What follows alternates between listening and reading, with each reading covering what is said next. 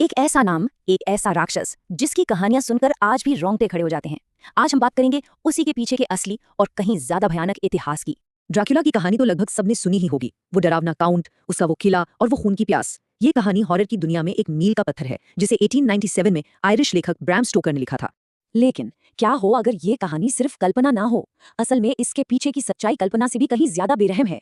Stoker ने ये नाम 15वीं सदी के एक असली राजकुमार से उठाया था।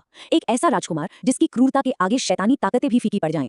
ये बात दुनिया के सबसे ताकतवर सुल्तानों में से एक ने कही थी। और कब कही थी? जब वो वलाहिया की राजधानी में दाखिल हुआ और उसने एक ऐसा मंजर देखा, एक ऐसा मंजर जिसे आज भी खूंटों का जंगल के नाम से जाना जाता है।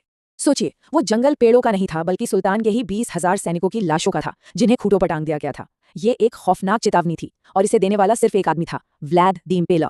तो सवाल ये उठता है कि आखिर कौन था ये आदमी जिसके असलियत के कारनामे इतने खौफनाक थे कि उन्होंने ड्रैकुला जैसी कहानी को जन्म दे दिया।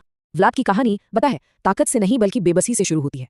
ये वो दौर था जब एक तरफ ईसाई यूरोप था और दूसरी तरफ ताकतवर होता ऑटोमन साम्राज्य, और इन्हीं दोनों की बेरहम सियासत के बीच पिस रही थी व्लाद की जिंदगी।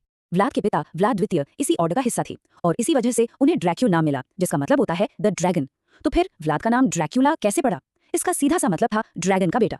सिर्फ 11 साल की उम्र में, सोचिए, सिर्फ 11 साल की उम्र में व्लाद और उसके छोटे भाई को उनके पिता की वफादारी की गारंटी के तौर पर ऑटोमन सुल्तान के पास बंधक बनाकर भेज दिया गया। लेकिन सियासत में वफादारी कहाँ टिकती है? धोखे और साजिशों ने जल्द ही व्लाद को अनाथ कर दिया और उसके दिल में सिर्फ एक ही चीज बची, बदला। कैद के उन सालों ने दो भाइयों को दो बिल्कुल अलग इंसान बना दिया। एक तरफ था छोटा भाई राडू, जो ऑटोमन तौर तरीकों में पूरी तरह ढल गया, और दूसरी तरफ था व्लाद, जिसके लिए हर सजा, हर जुल्म ऑटोमन साम्राज्य अपने भाई और अपनी इस बेबसी के लिए नफरत को और भी गहरा करती जा रही थी। तो साल था 1456। व्लाद अब 25 साल का था और उसने दूसरी बार वलाहिया की गद्दी हासिल कर ली थी। और गद्दी पर बैठते ही उसका पहला काम क्या था? हिसाब बराबर करना। उन सभी ताकतवर रईसों, जिन्हें बोयार कहा जाता था, से हिसाब चुकता करना, जिन्होंने उसके परिवार को धोखा दिया था। उसने ईस्टर की एक शानदार दावत रखी, लेकिन ये दावत असल में एक जाल था।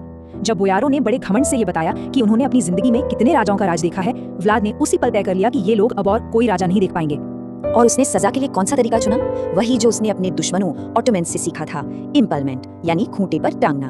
ये सिर्फ मौत देने का एक तरीका नहीं था, नहीं, ये एक साइकोलॉजिकल हथियार था, डर पैदा करने का, खौफ फैलाने का सबसे असरदार तरीका। उसके खौफ का आलम कुछ ऐसा था कि शहर के बीचों बीच मेन स्क्वायर में सोने का एक कप रखा गया था, जिसे कोई भी आकर पानी पी सकता था, और उसके पूरे राज में उस कप को कभी किसी ने चुराने की हिम्मत तक नहीं की, एक भी बार नहीं। तो अब जब घर के दुश्मनों का सफाया हो चुका था, व्लाद ने अपना ध्यान उस साम्राज्य की तरफ लगाया जिसने उसे सालों तक कैद में रखा था, ऑटोमन साम्राज्य। और अब इस साम्राज्य की कमान किसके हाथ में थी? सुल्तान महमद द्वितीय के, वही शख्स जिसे व्लाद बचपन से जानता था।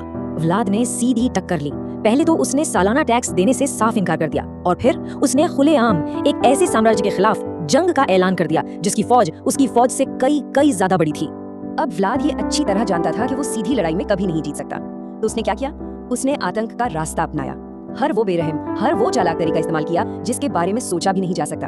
हद तो तब हो गई जब व्लाद ने हंगरी के राजा को एक खत लिखा। उसमें उसने बड़ी शान से बताया कि उसने ऑटोमन इलाके में घुसकर 23,884 तुर्कों को मार गिराया है।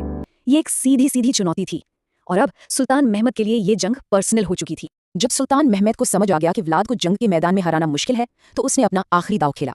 एक ऐसा हथियार इस्तेमाल किया जो व्लाद को बाहर से नहीं, अंदर से तोड़ सकता था, और वो हथियार था व्लाद का अपना भाई। सुल्तान ने एक बहुत ही चालाक चाल चली। उसने व्लाद के भाई राडू को वलाहिया का नया और असली शासक घोषित कर दिया। मतलब उसने लड़ाई के बजाय सियासत का खेल खेला। वलाहिया के लोगों के सामने अब दो रास्ते थे, या तो व्लाद का खौफनाक राज चुनो, या फिर उसके भाई राडू का ऑटोमन समर्थित शांतिपूर्ण शासन। और देखिए, किस्मत का खेल। व्लाद की सबसे बड़ी ताकत, उसकी क्रूरता, ही उसकी हार की वजह बनी। जिन बोयारों को उसने इतने सालों तक डराकर अपने काबू में रखा था, उन्होंने उसके खौफ से ज्यादा एक कठपुतली राजा की दी हुई सुरक्षा को चुना, और व्लाद बिल्कुल अकेला रह गया। 10 साल से भी ज्यादा जेल में रहने के बाद व्लाद को एक आखिरी बार, बस एक आखिरी बार गद्दी पर बैठने का मौका मिला। पर यह राज बहुत छोटा था। जल्द ही एक ऑटोमन हमले में उसे घेर कर मार दिया गया, और उसकी मौत का सबूत, उसका कटा हुआ सिर, एक जीत की निशानी के तौर पर सुल्तान के पास इस्तांबुल भेज दिया गया। तो व्लाद द इम्पेलर, वो इंसान तो मर चुका था, लेकिन उसकी खौफनाक कहानी अब एक मिथक बनने की राह पर थी। व्लाद की मौत के लगभग 400 साल बाद एक आयरिश लेखक ब्रैम स्टोकर अपनी किताब के खूंखार विलन के लिए एक नाम ढूंढ रहे थे। इतिहास की किताब में उन्हें एक नाम मिला, ड्रैकुला। और बस, एक असली क्रूर योद्धा एक अमर राक्षस बनकर हमेशा के लिए जिंदा हो गया। उस असली इंसान ने शायद कभी किसी का खून नहीं पिया, लेकिन हाँ, उसने खून की नदियां जरूर बहाई थी। तो आखिर में सवाल यही रह जाता है कि असली राक्षस कौन था? वो इंसान जिसने अपने राज को बचाने के लिए हजारों लोगों को खौफ में डाल दिया, या फिर वो कहानी जो उससे पैदा हुई? ये सोचने वाली बात है कि इतिहास और हॉरर के बीच की लाइन असल में है कितनी पतली।